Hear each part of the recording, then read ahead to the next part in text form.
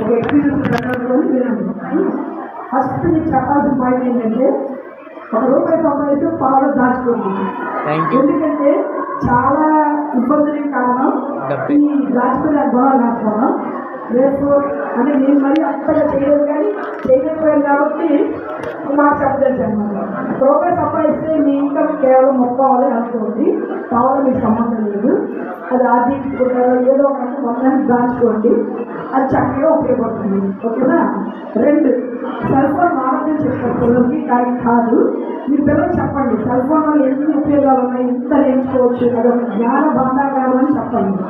నేర్చుకుంటూ పక్కవి ఎంత అపకారం చేస్తాయి కూడా చెప్పండి. సో మీరు ఇచ్చి దానిలో ఎంత నేర్చుకోవచ్చు, దానిలో ఎంత లాభపడవచ్చు అన్ని మీరు చెప్తూ అది చూపిస్తూ నేర్పిస్తే అది మంచిది అన్నమాట. అంటే వద్దు అనకూడదు. వద్దు అంటే ఏదొద్దంటే చేస్తారు నిజంగా వద్దు. మీరు రీజనబుల్గా చెప్పాలి ఎన్ని లాభాలు ఉన్నాయి, గ్రామంలో ఎంత లాభపడచ్చు, అంటే జ్ఞానం సంపాదించవచ్చు, గ్రామంలో ఎంత జాబ్ ఆపర్చునిటీస్ వస్తాయి, ఎంత స్కిల్స్ సంపాదించవచ్చు, అవన్నీ మీరు చెప్పగలిగి కన్విన్స్ చేయగలిగి ఉండాలి తప్ప అదొద్దు ఇదొద్దు అని చెప్పకూడదు కదా మీకు. ముఖ్యమైన విషయం ఏంటంటే మన ఆలోచనలు మన మాటల ద్వారా, మన బాడీ లాంగ్వేజ్ ద్వారా, మన పనుల ద్వారా అవి కన్వర్ట్ చేస్తాం. మనం అనుకుంటాము పిల్లలు గమనించట్లేదు అనుకుంటాం, కానీ పిల్లలు మన ప్రతి పనిని, మన మాటల్ని గమనించడంలో మన ఆలోచనని సమస్యను వాళ్ళు అన్వేష్ చేయగలరు, అంతవరకు అన్వేష్ చేయగలరు. అయితే పిల్లలు ఇమిటేట్ చేస్తారు.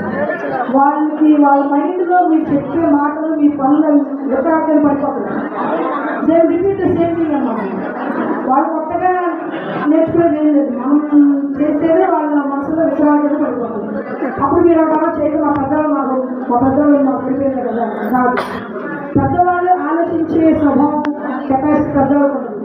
ఆలోచించగలిగే పెద్దవాళ్ళు మారలేనప్పుడు ఆలోచన లేని పిల్లల్ని మారండి అది మారట్లేదు అలా చేస్తారు. పెద్దవాళ్ళే ముందు ఆలోచించే శక్తి ఉంది కాబట్టి మనం ఏం చేయకూడదు, ఏం మాట్లాడకూడదు, పిల్లల దగ్గర ఎలా బిహేవ్ చేయొచ్చు, ఏ విషయాన్ని ఎక్కువ ప్రయారిటీ ఇవ్వాలి, దేనిలో మన ఆనందం పొందాలి, పిల్లల దగ్గర మనం సరిగ్గా ఎక్స్ప్రెస్ చేయగలిగి ఉండాలి. అదే తప్ప మన కోపాలు, మన ద్వేషాన్ని పిల్లల దగ్గర ఎక్స్ప్రెస్ చేస్తే ఖచ్చితంగా అది పిల్లల్లో విత్తనాల కింద నాటుకుపోతాయి. కాబట్టి దయచేసి మనం పిల్లల దగ్గర ఎలా ఉండాలో మనం మోడల్గా ఉండాలి. Thank you. అవకాశం ఇస్తాము. Thank you.